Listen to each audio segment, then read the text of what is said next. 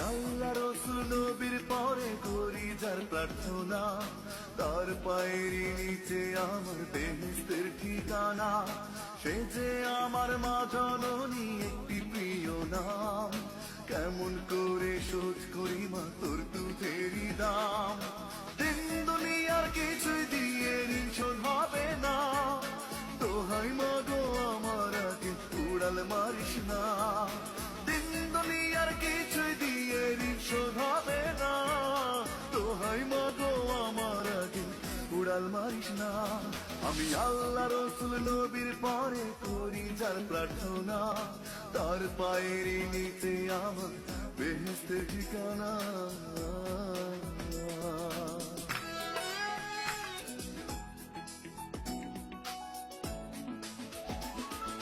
তোর চেয়ে মা আপন কেহ